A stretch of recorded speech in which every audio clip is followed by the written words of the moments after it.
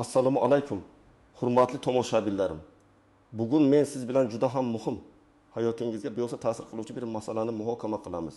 Bu sizning oilaviy byudjetingiz, farovonligingiz va qonuniy huquqlaringiz bilan bog'liq. Ishonamanki, hozir aytadigan ma'lumotlarni nafaqat sizning, balki yuz minglab nafaqaxo'rlarimizning hayotini osonlashtiradi, moddiy ahvolini yaxshilaydi. Shuning uchun iltimos diqqatingizni jamlang, chunki har bir so'zim oltin qiymatida.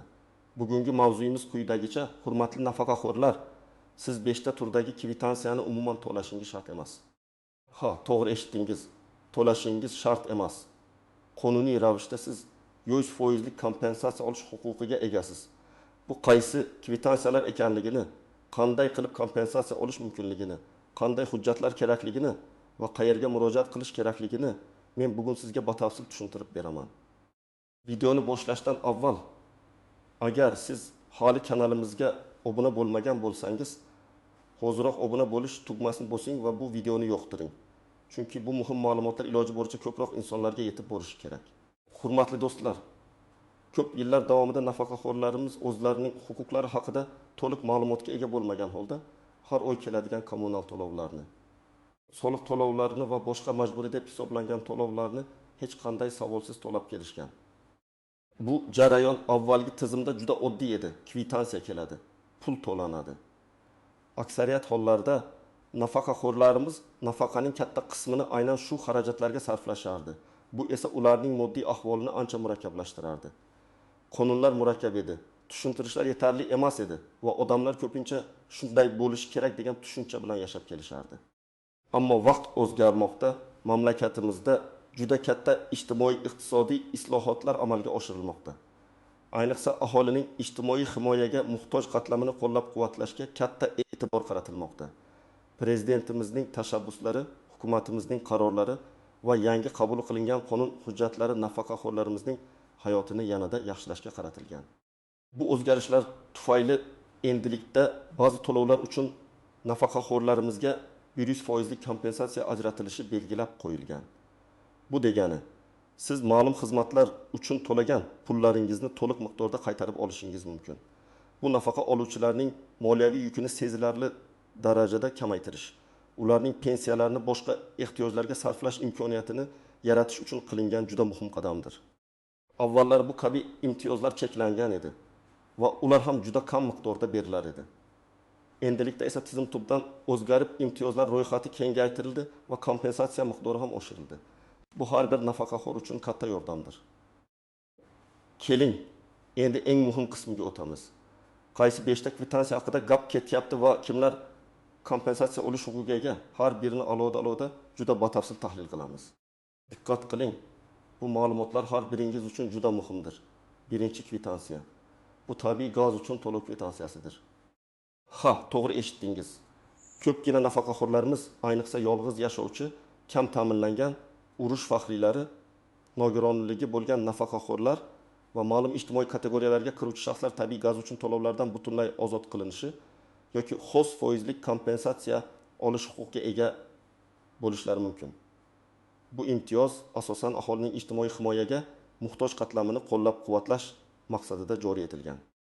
Masalan, agar siz yolg'iz yashovchi nafaqaxo'r bo'lsangiz va sizning uyingizda boshqa ishga yaroqli oila a'zolari ro'yxatda turmasa, yoki siz 2-jahon urushi qatnashchisi bo'lsangiz, yoxudi va I guruh nogironligingiz bo'lsa, siz ma'lum bir iste'mol me'yori doirasida gaz to'lovlaridan to'liq ozod qilinishingiz mumkin. Bu me'yorlar har yili hukumat qarorlari bilan belgilanadi va odatda standart uy sharoitida isitish va ovqat pishirish uchun yetarli bo'ladi. Real misol. Tasavvur qiling, Toshkent shahrida yashovchi 52 yoshli Murodxon ota.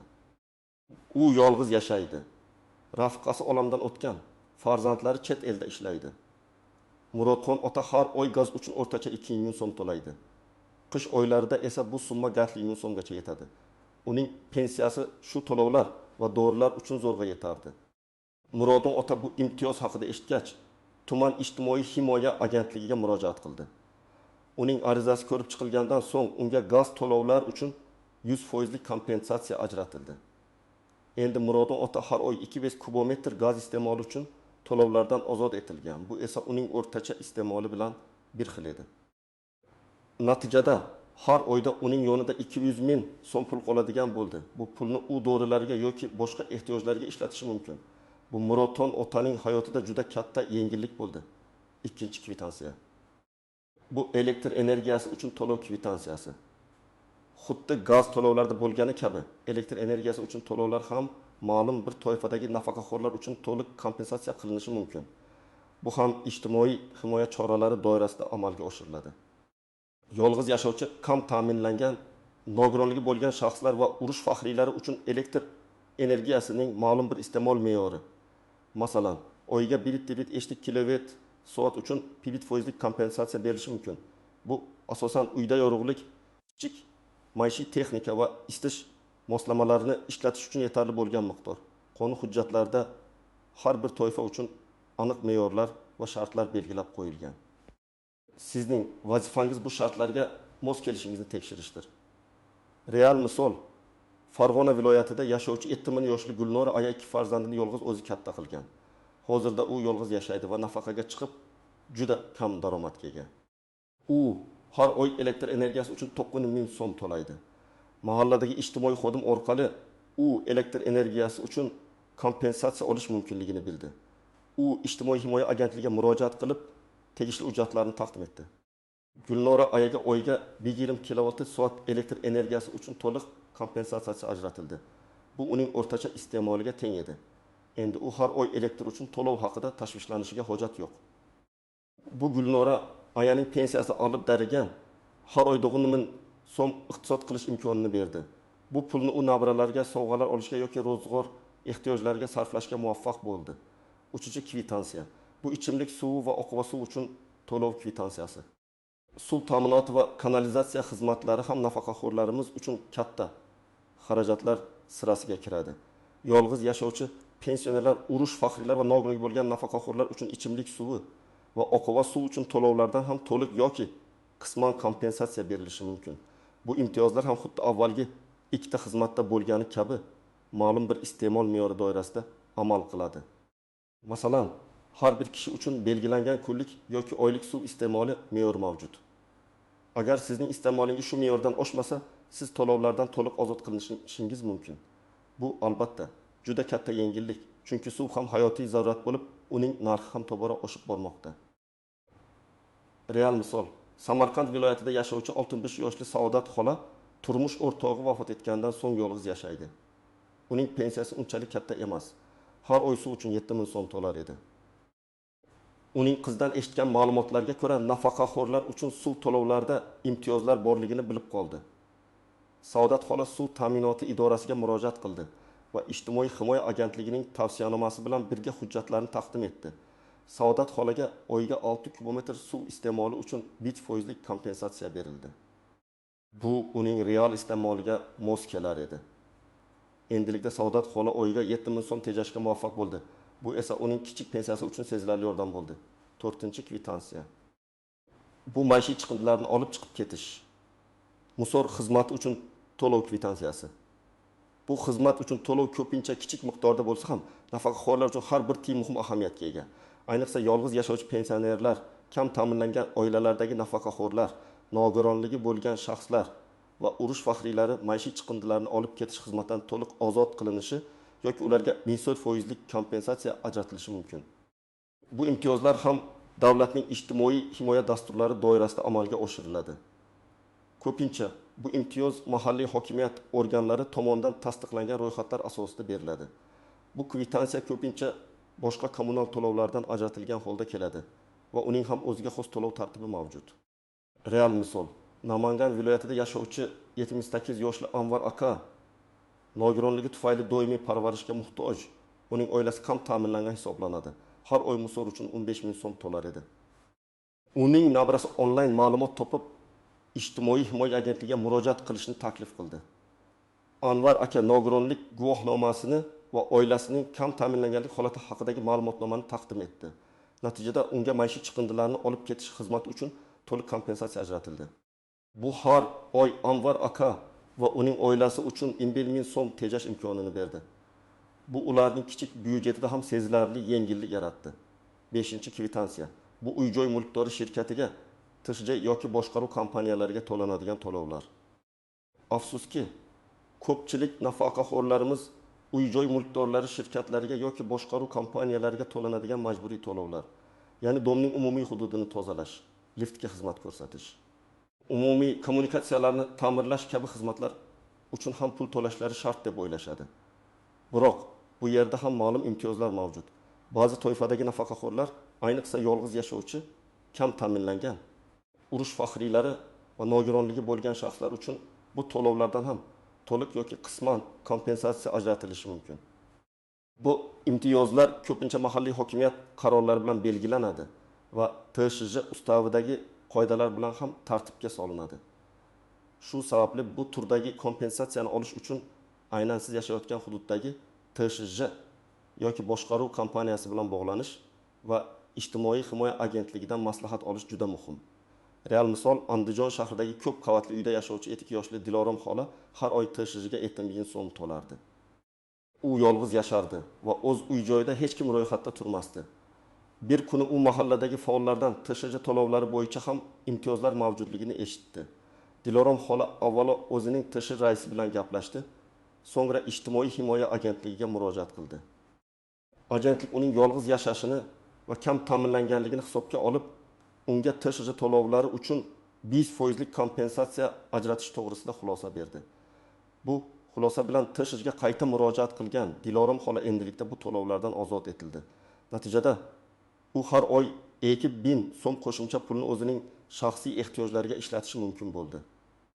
Ko'rib turganingizdek, bu 5 ta kvitansiya nafaqaxo'rlarimizning har oygi xarajatlarida sezilarli joy egallaydi. Har bir nafaqaxo'r o'z huquqlarini bilishi va ulardan foydalanishi shart.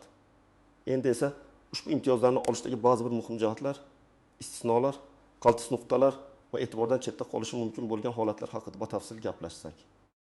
Chunki qonun doirasidagi har qanday imtiyozni olish uchun ma'lum shart-sharoitlarga rioya qilish talab etiladi. Birinchidan, shuni ta'kidlash kerakki, bu imtiyozlar barcha nafaqaxo'rlarga birdek berilmaydi. Yuqorida sanab o'tilgan imtiyozlar asosan ijtimoiy himoyaga muhtoj bo'lgan nafaqaxo'rlar uchun mo'ljallangan. Kimlar shunday toifaga kiradi? Bular birinchi navbatda yolg'iz yashovchi nafaqaxo'rlar, ya'ni ular bilan bir uyda ishgaroqli boshqa oila a'zolari ro'yxatda turmasligi kerak. Shuningdek, kam ta'minlangan oila a'zosi bo'lgan nafaqaxo'rlar ham ushbu imtiyozlarga da'vogar bo'lishi mumkin. Urush faxriylari, ya'ni 2-jahon urushi qatnashchilari va ularga tenglashtirilgan shaxslar, shuningdek Chernobil AESdagi avariya oqibatlarini bartaraf etishda ishtirok etgan nogironligi bo'lgan shaxslar ham alohida e'tiborda. I va I guruh nogironligi bo'lgan nafaqaxo'rlar ham katta imtiyozlarga ega. Agar sizda yuqori daromadli boshqa mulklar mavjud bo'lsa, masalan, bir nechta uy yoki avtomobil yoki sizning uyingizda ishlaydigan, daromad topadigan oila a'zolaringiz ro'yxatda turgan bo'lsa, bu imtiyozlarni olishda ba'zi cheklovlar bo'lishi mumkin. Ba'zi hollarda imtiyozlar 100% emas, balki qisman, masalan, 5% yoki 7-5% miqdorida ham berilishi mumkin. Bu sizning ijtimoiy holatingizga va qonun hujjatlaridagi me'yorlarga bog'liq. Ikkinchidan, bu jarayonda duch kelishingiz mumkin bo'lgan qaltis nuqtalar va to'siqlar haqida ham gaplashsak. Afsuski, ba'zi kommunal xizmat ko'rsatuvchi tashkilotlar yoki mahalliy hokimiyat idoralarining ayrim xodimlari bu imtiyozlar haqida to'liq ma'lumotga ega bo'lmasliklari yoki ma'lumotni noto'g'ri talqin qilishlari mumkin. Bu esa sizga keraksiz vaqt yo'qotishlarga, ba'zida esa umidsizlikka olib kelishi mumkin. Shu sababli siz o'z huquqlaringizni qat'iy bilishingiz va ularni himoya qilishga tayyor bo'lishingiz kerak. Arizangizni berishda barcha kerakli hujjatlarni to'liq taqdim etishga e'tibor bering. Ba'zi hollarda hujjatlaringiz yetarli emas yoki sizga imtiyoz tegishli emas degan bahonalar bilan rad javobini berishlari mumkin. Bunday holatlarda albatta yozma rad javobini talab qiling va yuqori turuvchi tashkilotlarga yoki xalq qabulxonalariga murojaat qilishdan tortinmang. Uchinchidan, ba'zi muhim nuanslar. Kompensatsiya har doim ham naqd pul shaklida berilmaydi. Ba'zi hollarda to'langan pullar keyingi oylardagi to'lovlar hisobiga o'tkazilishi mumkin. Ya'ni siz keyingi bir necha oy davomida umuman to'lov qilmasligingiz mumkin. Bu ham o'ziga yarasha yengillikdir. Shuningdek, imtiyozlar doimiy bo'lmasligi ham mumkin. Ular ma'lum muddatga, masalan, 1 yil muddatga berilib, keyin qayta ko'rib chiqilishi yoki tasdiqlanishi talab etilishi mumkin. Shu sababli imtiyoz muddati tugashidan oldin uni yangilashga e'tibor bering. O'zbekistonda ijtimoiy siyosat doimiy ravishda takomillashib borayotgani sababli qonun hujjatlariga kiritiladigan yangi o'zgarishlardan muntazam ravishda xabardor bo'lib turish muhimdir. Yangi qarorlar, farmonlar nafaqaxo'rlarimizga yanada ko'proq imtiyozlar berishi mumkin. 4-dan, agarda sizda kommunal to'lovlardan qarzdorlik bo'lsa, bu holatda ham imtiyoz olishingiz mumkinmi degan savol tug'ilishi tabiiy. Ko'p hollarda qarzdorlik imtiyoz olishga to'siq bo'lmaydi. Ya'ni sizga kompensatsiya ajratilgandan so'ng bu pullar mavjud qarzdorligingizni qoplashga yo'naltirilishi mumkin. Ammo bu holatda ham har bir kommunal xizmat ko'rsatuvchi tashkilotning o'z tartibi bo'lishi mumkinligini inobatga olish lozim. Shu sababli avval kommunal xizmat ko'rsatuvchi tashkilotga murojaat qilib, aniq ma'lumot olish zarur. Endi esa amaliy maslahatlarga o'tamiz. Ya'ni bu imtiyozlarni olish uchun siz nimalar qilishingiz kerak, qanday qadamlar qo'yishingiz lozim. Har bir bosqichni juda batafsil tushuntiraman, iltimos diqqat bilan tinglang. Birinchi qadam, o'z elibadetingizni, ya'ni imtiyozga munosibligingizni aniqlang. Yuqorida sanab o'tilgan mezonlarga diqqat bilan qarang. Siz yolg'iz nafaqaxo'rmisiz? Nogironligingiz bormi? Urush faxriysizmi? Kam ta'minlangan oilaga kirasizmi? Uyingizda ishga yaroqli boshqa oila a'zolaringiz ro'yxatda turmaydimi? Agar bu savollarga ijobiy javob bergan bo'lsangiz, demak, sizda imtiyoz olish imkoniyati yuqori. Biroq har bir holatda individual yondashuv talab qilinadi. Ikkinchi qadam, kerakli hujjatlarni to'plang. Bu eng muhim qadam hisoblanadi. Sizga quyidagi hujjatlar kerak bo'ladi. 1. Pasport nusxasi. Aslini ham o'zingiz bilan olib boring. 2. Pensiya guvohnomasi nusxasi. Aslini ham ko'rsatishga tayyor turing. O'tki yashash joyingizdan, mahalla fuqarolar yig'inidan oilaviy tarkib haqida ma'lumotnoma. Bu sizning uyingizda kimlar ro'yxatda turganini ko'rsatadi. Yolg'iz yashaydiganlar uchun bu ayniqsa muhim. 4. Kadastr hujjatlari nusxasi. Uyingizga egalik huquqini tasdiqlovchi hujjat. 5. Oxirgi oylik kommunal to'lovlar kvitansiyalari nusxalari. Bu sizning to'lov tarixingizni ko'rsatadi. 6. Agar nogironligingiz bo'lsa, nogironlik guvohnomasi nusxasi. 7. Agar urush faxrisi bo'lsangiz, tegishli faxriy guvohnomasi nusxasi. 8. Agar oilangiz kam ta'minlangan deb tan olingan bo'lsa, bu haqda mahalla fuqarolar yig'inidan ma'lumotnoma. Kompensatsiyani qabul qilish uchun bank hisob raqami rekvizitlari, agar naqd pulda emas, balki bank o'tkazmasi orqali berilsa. 3-qadam, qayerga murojaat qilish kerak? Barcha hujjatlaringizni to'plaganingizdan so'ng siz quyidagi tashkilotlarga murojaat qilishingiz mumkin degan. Mahalla fuqarolar yig'ini (MFY). Ba'zi imtiyozlar uchun dastlabki ma'lumotni MF'dan olishingiz mumkin. Ular sizga yo'nalish berishi yoki kam ta'minlanganlik holatingizni tasdiqlashi mumkin. 2. O'zbekiston Respublikasi Ijtimoiy himoya agentligi va uning tuman qahar bo'limlari. Bu agentlik aholining ijtimoiy himoyasiga oid masalalar bilan shug'ullanuvchi asosiy organdir. Siz to'g'ridan-to'g'ri shu yerga murojaat qilishingiz va ariza yozishingiz kerak. Ular sizning arizangizni ko'rib chiqib, imtiyozga bo'lgan huquqingizni baholaydilar. Xalq qabulxonalari. Agar yuqoridagi tashkilotlarda muammoga duch kelsangiz yoki arizangizni qabul qilishmasa, O'zbekiston Respublikasi Prezidentining xalq qabulxonalariga murojaat qilishingiz mumkin. Bu samarali yo'llardan biridir. 4. Tegishli kommunal xizmat ko'rsatuvchi tashkilotlar, gaz ta'minot, elektr tarmoqlari, suv ta'minot, toza hudud korxonalari, ijtimoiy himoya agentligi yoki xalq qabulxonasidan tasdiqlangan xulosa bilan siz to'g'ridan-to'g'ri ushbu tashkilotlarga murojaat qilib, to'lovlardan ozod etish yoki kompensatsiyani amalga oshirishni so'rashingiz mumkin. 5. Davlat xizmatlari markazlari yoki yagona interaktiv davlat xizmatlari portali mypoytgov.uz ba'zi imtiyozlar uchun arizalarni onlayn tarzda yoki davlat xizmatlari markazlari orqali ham topshirish imkoniyati mavjud. Bu yo'l qulaylikni ta'minlaydi. 4-qadam, arizani to'g'ri yozing. Ariza namunasi odatda ijtimoiy himoya agentligida yoki xalq qabulxonasida mavjud bo'ladi. Arizada quyidagilarni aniq ko'rsatishingiz kerak. Murojaat qilayotgan tashkilot nomi, o'zingizning FHSH. Familiya, ism sharifingiz, yashash manzilingiz, pensiya guvohnomasi raqami. Nima uchun murojaat qilayotganingiz, ya'ni qaysi kommunal xizmatlar uchun kompensatsiya olishni xohlayotganingiz, o'zingizga tegishli bo'lgan imtiyoz toifasi. Masalan, yolg'iz yashovchi nafaqaxo'r, guruh nogironi, ilovalar ro'yxati, siz ilova qilgan hujjatlar. Sana va imzo. Arizangizning 2 nusxada bo'lishini va ulardan biriga qabul qilgan xodimning imzosi, shtamp yoki raqam bilan tasdiqlatib olishni unutmang. Bu kelajakda muammolar yuzaga kelgan taqdirda sizning isbotingiz bo'lib xizmat qiladi. 5-qadam. Murojaatingizni kuzatib boring va kerak bo'lsa shikoyat qiling. Arizangizni topshirgandan so'ng uning ko'rib chiqilishi uchun belgilangan muddatlar mavjud. Odatda bu 15 yoki 60 kunni tashkil etadi.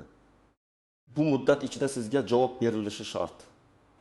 Agar belgilangan muddatda javob olmasangiz yoki nohaq rad javobini olsangiz, darhol yuqori turuvchi tashkilotga, prokuraturaga yoki xalq qabulxonasiga murojaat qiling. Sizning huquqlaringiz qonun bilan himoyalangan va ulardan foydalanishga to'liq haqlisiz. O'zingizni haqsiz his qilsangiz tinch turmang, kurashing. Hurmatli nafaqaxo'rlar, umid qilamanki, bugungi videomiz siz uchun juda foydali bo'ldi. Sizning har biringiz davlat himoyasida ekanligingizni va qonuniy imtiyozlardan foydalanish huquqiga ega ekanligingizni unutmang. Har oy pensiyangizning katta qismini kommunal to'lovlar va boshqa xarajatlarga sarflash o'rniga o'zingizga tegishli bo'lgan kompensatsiyadan foydalaning. Bu sizning hayotingizni sezilarli darajada yengillashtiradi va moddiy ahvolingizni yaxshilaydi. Shuni eslangki, bilimsizlik ko'pincha qo'shimcha xarajatlarga olib keladi. O'z huquqlaringizni bilish va ulardan foydalanish har bir fuqaroning asosiy majburiyatidir. Agarda sizda qandaydir savollar tug'ilgan bo'lsa yoki bu imtiyozlarni olishda qandaydir tajribangiz bo'lsa, iltimos videoning ostidagi izohlarda o'z fikringizni yozib qoldiring. Sizning tajribangiz boshqa nafaqaxo'rlar uchun juda qimmatli bo'lishi mumkin. Bu videoni o'zingizning yaqinlaringizga, do'stlaringizga, qo'ni-qo'shnilaringizga albatta ulashing. Chunki bu ma'lumotlarni bilmagan qancha nafaqaxo'rlarimiz bor. Ularga yordam bering. Videoga like bosishni unutmang va agar hali obuna bo'lmagan bo'lsangiz, hoziroq kanalimizga obuna bo'ling. Sog' bo'ling, salomat bo'ling va o'z huquqlaringizni biling. Keyingi videolarda ko'rishguncha